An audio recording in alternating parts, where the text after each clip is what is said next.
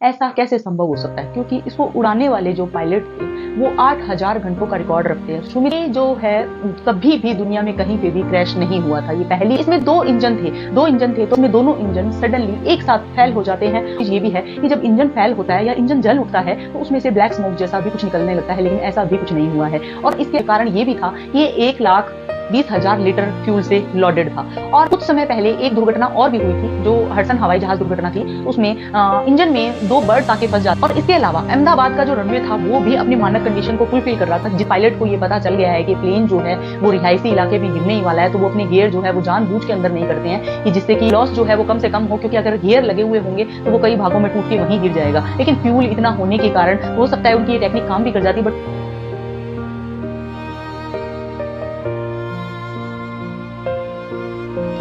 जय हिंद, नमस्कार साथियों। अहमदाबाद विमान दुर्घटना हम सब के लिए एक दुखद दुर्घटना है। ये केवल भारतीयों के लिए ही नहीं, संपूर्ण विश्व के लिए एक दुखद सूचना है। मानव जाति का नुकसान इसमें हुआ है और 241 व्यक्तियों को हम खो चुके हैं। केवल 2 व्यक्ति बचे हैं, जिनमें से एक जो है विश्वास कुमार रमेश जो है कूदकर अपनी जान बचाते हैं और एक व्यक्ति जो है अभी भी अस्पताल में भर्ती है। और ये जो विमान है वो केवल 60 से 70 सेकंड के अंतर्गत नीचे आ गिरता है और इसमें तकनीकी खराबी का जो अंदाजा है वो साफ नजर आ रहा है कि जहां गियर जो है लैंडिंग गियर वो अंदर नहीं हो पा रहे हैं, और या फिर जो विमान उड़ता है रनवे पे से तो वो जाकर फुल स्पीड में अपनी ऊंचाई को ग्रहण करता है, लेकिन ये ऊंचाई को ग्रहण करने के बजाय नीचे आ गिरता है। और इसके बाद जो है बहुत सारे कयास लगाए जा रहे हैं कि इसके पीछे क्या रीजन था। एक्चुअल रीजन जो है वो हमें बताता है ब्लैक बॉक्स। ब्लैक बॉक्स जो होता है, आप जानते हैं कि ब्लैक बॉक्स जो होता है वो विमान के अंतर्गत होता है और दुर्घटना के वक्त उसमें ऐसी सूचनाओं का संग्रहण हो जाता है जो दुर्घटना के पश्चात हमें प्राप्त होती है कि एक्चुअली में दुर्घटना हुई क्यों थी और क्या रीजन इसके सामने आएंगे। और इसी के दौरान हमें बहुत सारी बातें जो है वो समझ में आती है। और उससे पहले, ब्लैक बॉक्स खुलने से पहले हमारे जो कयास जो है विशेषज्ञ अपनी बात बोल रहे हैं, कुछ स्टडीज जो है वो हमारी अपनी बात बोल रही है। ये जो विमान है वो एक ऐसा विमान था जो सबसे सेफ विमानों में से एक था ये, और इस विमान का नाम था ड्रीम लाइनर 787। और इस विमान से दुर्घटना होने की संभावना बहुत ही कम है, क्योंकि आधुनिक यंत्रों से सुसज्जित था। इसके अंतर्गत 2 इंजन विद्यमान है। तो यह मान के चलिए कि जब 2 इंजन विद्यमान है तो दोनों इंजन जो है विमान को संभालने की ताकत रखते हैं। और 2 इंजन होते ही इसलिए हैं कि अगर एक इंजन फेल हो जाता है तो दूसरे इंजन की ताकत विमान को संभाल सकती है। लेकिन दुखद ये है कि दोनों ही इंजन फेल हो जाते हैं। और देखा जाए तो इंजन में अग्नि निरोधक सिस्टम जो है वो होता है, और उसी के दौरान जब इंजन में आग लगने की कोई कंडीशन उत्पन्न होती है तो उसको वो संभालने की क्षमता रखता है।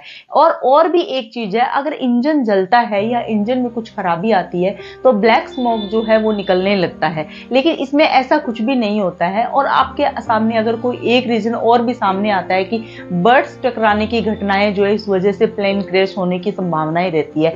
हडसन प्लेन जो था वो बर्ड टकराने की वजह से दोनों ही इंजन में अब ग्रुप आ रहा था एक बर्ड्स का, और वो बर्ड्स के ग्रुप के कारण दोनों ही इंजन में बर्ड्स फंस जाते हैं और प्लेन जो है क्रैश हो जाता है। लेकिन ऐसी घटना भी इसमें कहीं से कोई नजर नहीं आ रही है।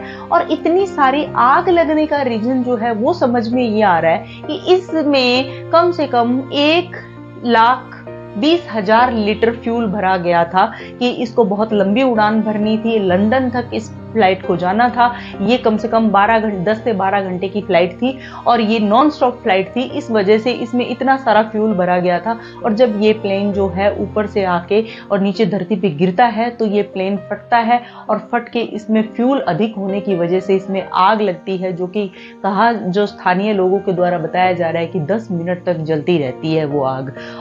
एक और रीजन जो प्लेन क्रैश होने में माना जाता है वो है रनवे का, लेकिन अहमदाबाद का रनवे जो था वो अपने मानक कंडीशन को कंप्लीट करता था और उसमें ऐसा कोई भी फॉल्ट नहीं था कि रनवे की प्रॉब्लम की वजह से ऐसा हो सकता है, क्योंकि फ्लैप जो थे ना वो बिल्कुल अपने अपने मानक डिग्री पे थे। 5 डिग्री, 10 डिग्री और 15 डिग्री की फ्लैप होनी चाहिए, लेकिन ये भी 5 डिग्री का, जो एक्सपर्ट्स है वो बता रहे हैं कि 5 डिग्री का फ्लैप जो था उसमें शामिल था, तो उसमें कोई दिक्कत नहीं थी। लेकिन एक और चीज जो सामने आ रही है कि दोनों इंजन एक साथ फेल होने के पीछे क्या रीजन पता लग रहा है कि लैंडिंग गियर जो था वो भी अंदर नहीं गया हुआ था। लैंडिंग गियर नहीं जाने के पीछे एक रीजन ये भी हो सकता है, जब इंजन फेल हो जाते हैं तो लैंडिंग गियर जो है वो हाइड्रोलिक सिस्टम उसका फेल हो जाता है, तो लैंडिंग गियर इस वजह से भी ऊपर नहीं जाता है।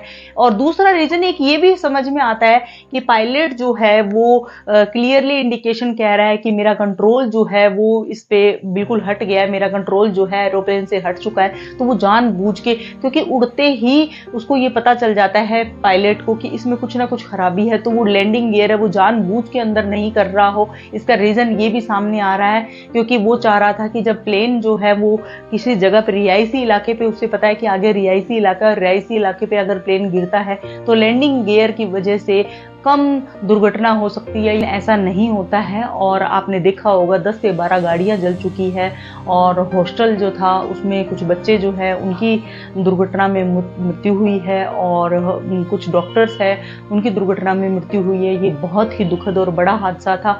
ब्लैक बॉक्स जो है उसकी रिपोर्ट आने के बाद में हमें पता चलेगा कि एक्चुअल रीजन क्या था इस दुर्घटना का। तब तक हमारी संवेदनाएं मृतकों के परिवारजनों के साथ है। जय हिंद।